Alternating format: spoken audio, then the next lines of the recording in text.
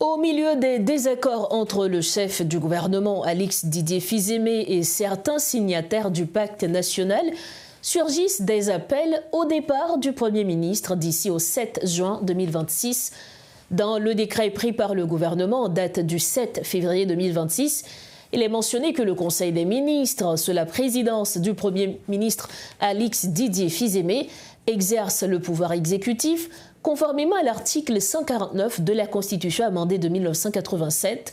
Selon les termes de cet article, le Conseil des ministres, sous la présidence du Premier ministre, exerce le pouvoir exécutif jusqu'à l'élection d'un nouveau président qui doit avoir lieu entre 60 et 120 jours après les vacances présidentielles. Les 120 jours arriveront à échéance le 7 juin, soulignent certains acteurs politiques qui appellent déjà à la relance des discussions sur le mécanisme de remplacement du Premier ministre. Suivez ce compte-rendu signé Riti Fortuné. Alors que tout paraissait calme sur la scène politique depuis la signature en février dernier du Pacte national pour la stabilité et l'organisation des élections par des groupes organisés, la tendance s'est inversée depuis plusieurs semaines. Cette période est désormais marquée par des désaccords à peine voilés entre le chef du gouvernement et certains acteurs politiques. À la base de ces divergences se trouve le Pacte national. Ce document a pourtant été présenté comme un acte unitaire portant les grandes lignes de la nouvelle transition dont Alix Didier Fils-Aimé a hérité du Conseil présidentiel. Plus de 3 mois après son adoption, d'aucuns dénoncent une mise à l'écart du texte par le Premier ministre, ce qui se traduit par une absence de résultats sur les principaux chantiers considérés comme prioritaires. Si les attentes demeurent entières sur le plan sécuritaire, c'est surtout le volet électoral qui soulève la colère de certains signataires qui disent y déceler une volonté du chef de l'exécutif de s'éterniser au pouvoir. Pourtant, il s'agit d'une attitude qui ne devrait pas impacter la date de la fin de la transition, souligne le Rassemblement des démocrates nationaux progressistes. Ce parti évoque l'acte pris en Conseil des ministres, daté du 7 février 2026. Nous avons rappelé le Premier ministre dans le décret qu'il te prend 7 février 2026.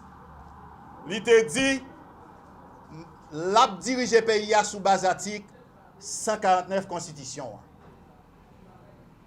Article 149 ça a dit en absence du président. Donc CPT allé, pas de président encore. Premier ministre a joué le rôle président conseil ministre dans les 120 jours pour convoquer le peuple en cette comice. Ça veut dire pour nous aller dans l'élection.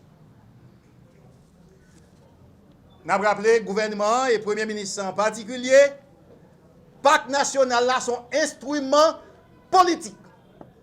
Il n'est pas capable en aucun cas de remplacer un texte constitutionnel. Les 120 jours du Premier ministre arrivera le 7 juin. Et si dans l'intervalle, il n'est pas convoqué peuple là aux élections, arrivé 7 juin à minuit 1 minute, il n'y a pas de légitimité pour convoquer peuple en élection encore. À ce moment, il va falloir un président provisoire et un premier ministre pour amener le pays aux élections. Ce désaccord est amplifié par certaines dispositions que le Premier ministre envisagerait d'inscrire dans le décret électoral. Selon plusieurs observateurs, elle viserait à lui permettre de contrôler entièrement l'appareil électoral.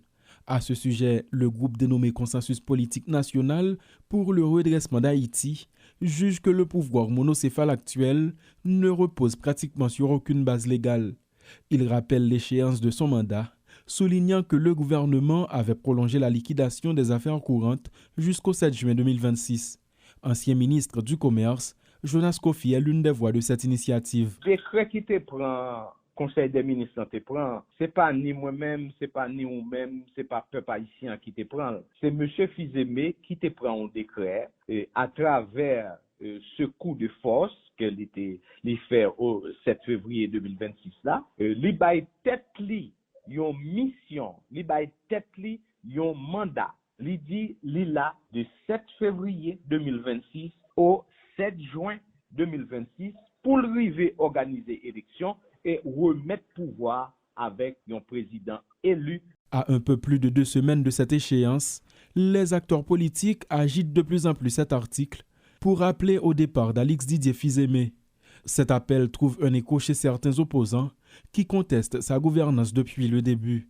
Voilà une nouvelle saga qui risque de donner à cette transition une issue similaire aux précédentes.